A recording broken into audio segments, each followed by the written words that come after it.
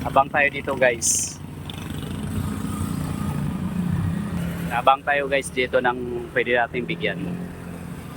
Mga naglalakad o tricycle.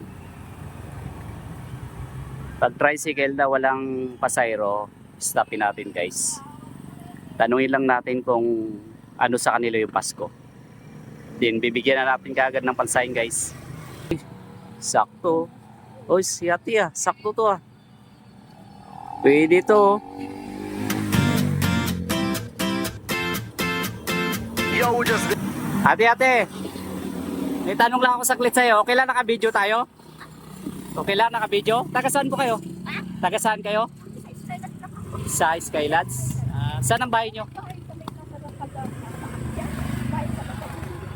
Sa Skylands. May tanong ako sa inyo. Pag nasagot mo, bigyan kita ng pamasko.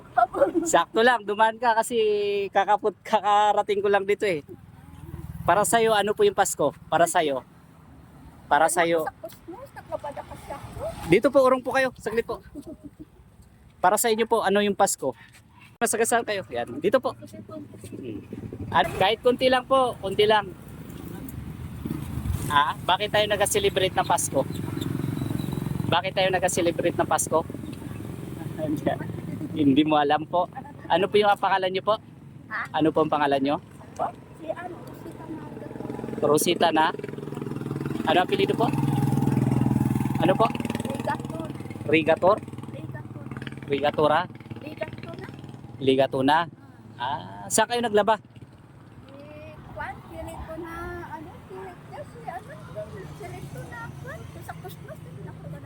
Doon kayo naglaba. Pag nasagot nyo po, may pamasko ako sa inyo.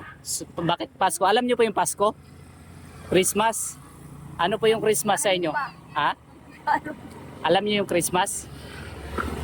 Bakit tayo nag-celebrate na Christmas? Huwag po kayo dyan, masagasa kayo.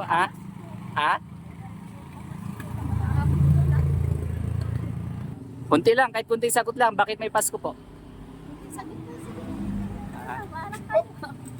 Bakit po may Christmas? Ayaw ko ng gano'n. Ayaw mo ng ganon. Oo, di katulad sa mga baday. Di ba iba nagapandilos-limot? Ako hindi. Ayaw katulad sa kabila. May nagapasi. Ayaw ko ba? Alam ko natin kung ano. Bakit may Pasko tayo? Bakit may Pasko? Kaya tayo nagkaroon ng Pasko dahil sa pagsilang ng ating Panginoong Hesukristo. Dahil kung hindi ka sinilang, hindi tayo maliligtas sa ating mga kasalanan. Ayun. Yun ang diwa ng Pasko. Ate, alam mo na? May lang, sakto pala. Kuha ka na po isa. Iwan mo lang yung motor ha. Sige po, kuha niyo po. Isa. Sige po. I gotta slow down.